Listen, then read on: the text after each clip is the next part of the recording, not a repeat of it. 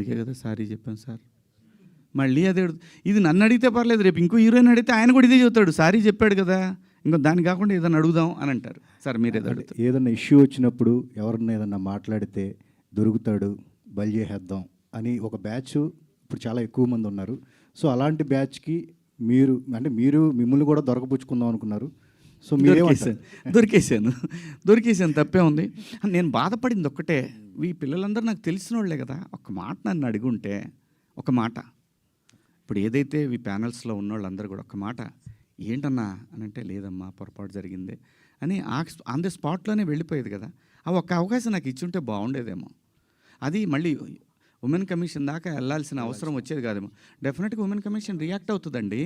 వాళ్ళకి సమాజంలో ఒక సెలబ్రిటీస్ నుంచి ఇంత పెద్ద అసలు మొత్తం ఒక పెద్ద వెల్లువలాగా ఏముంటుంది అక్కడ పోతే, పోనీ చెప్పండి నాకు మరణశిక్ష ఏమంటే మరణశిక్ష చేయించుకొని వస్తా పోయి, ఇంకా నేను అంతకన్నా ఉమెన్ కమిషన్ సుమోటోగా తీసుకుంది తప్ప ఎవరు కంప్లైంట్ చేయలేదు. మా అసోసియేషన్ మాత్రమే కంప్లైంట్ చేసి ట్యాగ్ చేస్తే సుమోటో కాకపోతే ఏమవుద్దండి. ఏమండి నేను అనేది మనకు అందరికి అన్నీ తెలుసండి. మన అందరం కూడా అన్నీ తిట్టుకుంటామండి.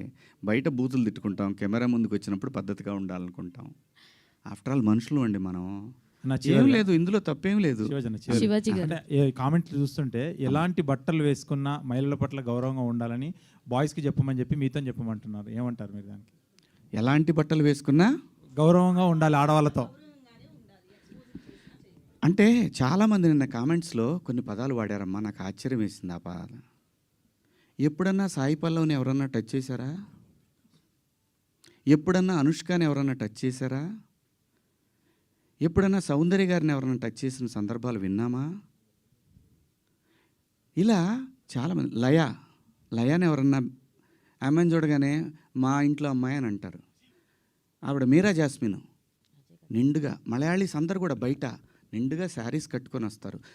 నేను మిమ్మల్ని అందరు అమ్మ దండం పెడతా, మీరు ఎట్టొచ్చినా మీ ఇష్టం, నాకు సంబంధం లేదు. అలాగే ఒక నిమిషం లక్ష్మి గారు, ఒక నిమిషం నన్ను మాట్లాడండి. అలాగే భూమిక గారిని ఎన్నోసార్లు వచ్చింది ఆవిడ, ఎవరన్నా టచ్ చేశారు ఆవిడ్ని? నేను అంటున్నాను, ప్రొవోక్ చేయకూడదు. ప్రొవోక్ చేసినట్టు అనిపించినప్పుడు మీరు అన్నదానికి కుర్రాళ్ళు ఆహా నువ్వు ఇలా ఉంటావా, వాళ్ళు పందాలు వేసుకుంటారు. పిల్లలుండి చిన్నపిల్లలు, మన పిల్లలు వాళ్ళు.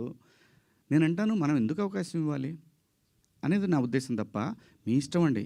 మీరు బట్టలు వేసుకున్నా, ఇంకా మంచి బట్టలు వేసుకున్నా, ఆ తర్వాత మీ ఇష్టం, మీ ఫ్యామిలీ, మీరందరూ సమాజానికి అగెన్స్ట్గా వెళ్ళినా ఉన్నా, నేను మాత్రం కోరుకునేది ఒకటి, ఈ జనరేషన్ ఆడపిల్లలకి, అమ్మ నేను ఒకటి చెప్తున్నాను, మిడిల్ క్లాస్ ఎక్కువ ఈ దేశంలో, మరీ ముఖ్యంగా మన తెలుగు పిల్లలు. నేను చెప్పేది ఒకటేది, మీరు పాటించమని నేను అంటల్లా, జరిగే అనర్థాల గురించి మాత్రం చెప్తాను, జాగ్రత్తగా ఉండండి. ఇంతకన్నా నేను చెప్పేది ఏం లేదు. Thank you. లక్ష్మి గారు ఎందుకండి ఊరికే అనవసరంగా అన్నారు కదా సార్.